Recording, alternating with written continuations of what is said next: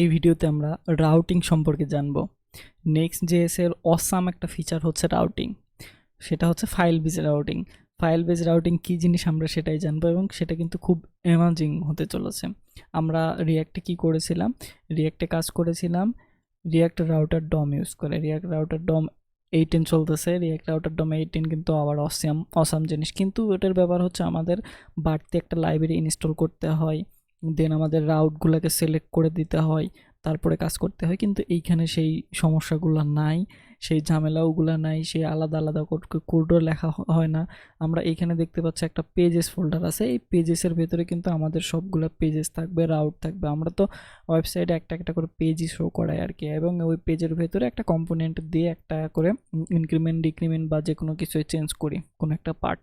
তো আমরা পেজেসের ভেতরেই কিন্তু রাউটিং করতে পারি। তাহলে তো এইখানে যে বিল্ড-ইন কিছু দেয়া আছে, এই পেজেসের ভেতরে দেখতে পাচ্ছি যে অ্যাপস আছে, যেটা আমাদের এন্ট্রি ফাইল, এইখান দিয়ে next.js ঢোকে এবং পরবর্তীতে ইন্ডেক্স ফাইলটা হিট করে। তো ইন্ডেক্স ফাইলে হিট করে ইন্ডেক্স ফাইলটা আমরা যদি হোম পেজটা দেখি, ইন্ডেক্স ফাইলটা আমাদের এরকম করা আছে। আমি ইন্ডেক্স ফাইলের জাস্ট লিখে রাখছি, আমরা যদি লিখে রাখছি this is next project home page. আমরা যদি এটাকে ওপেন করি প্রজেক্টে, তাহলে নেক্সট ইয়ার্ন ডেভ, দেন আমরা যদি এটাকে ওপেন করে আমাদের ব্রাউজার আমরা দেখতে পাবো, আমাদের ব্রাউজার ওপেন হোক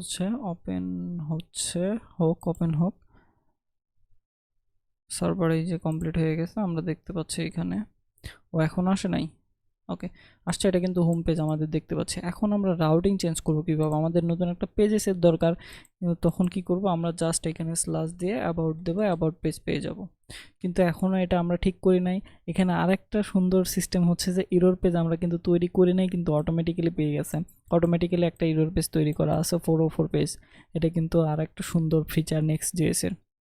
তো আমরা এখন কি করব, আমরা একটু যে ওই যে স্ল্যাশ দেওয়ার পরে যে অ্যাবাউট লিখছি, আমরা এখানে একটা অ্যাবাউট পেজ তৈরি করে দেখি ওটাকে পাই কিনা।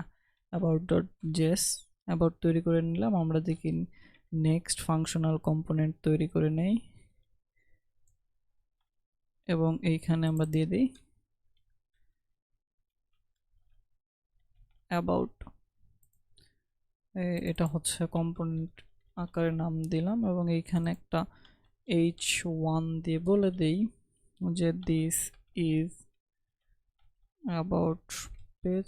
আমরা যদি এখন রিলোড করি এখানে গিয়ে, তাহলে কি পেজ দেখতে পাচ্ছি আমাদের পেজটা কিন্তু চলে আসছে। ও দুটা বড় হয়েছে, সমস্যা নেই, অ্যাবাউট পেজ কিন্তু চলে আসছে। তো এইভাবে আমরা কিন্তু একের পর এক এইখানে পেজ ডিক্লেয়ার করে পেজ তৈরি করে নিতে পারি। খুব সহজেই রাউটিং সিস্টেমটা চলতেছে। এটা হচ্ছে মানে খুব ভালো লাগছে আমার next.js এর, যেটা আমরা এই সচরাচর রিয়াক্ট রাউটার ডম ইউজ করি, সেটা কিন্তু চিরাচরিত নিয়ম থেকে আমরা আরও সহজ পদ্ধতিতে চলে এসেছি। এখানে যদি আমরা আরেকটি পেজ তৈরি করতে চাই, ধরেন এখানে পেজ তৈরি করতে চাইলাম profile.js, দেন এইখানে আমরা নেক্সট ফাংশনাল কম্পোনেন্ট এক্সপোর্ট করে নেই। এখানে প্রোফাইল থাক, সমস্যা নাই, এখানে আমরা দিয়ে দিই দিস ইজ প্রোফাইল পেজ। দেন আমরা যদি এখন প্রোফাইল পেজে যেতে চাই, জাস্ট স্ল্যাশের পরে প্রোফাইল দিয়ে দেব, তাহলে কিন্তু প্রোফাইল পেজে চলে যাবে।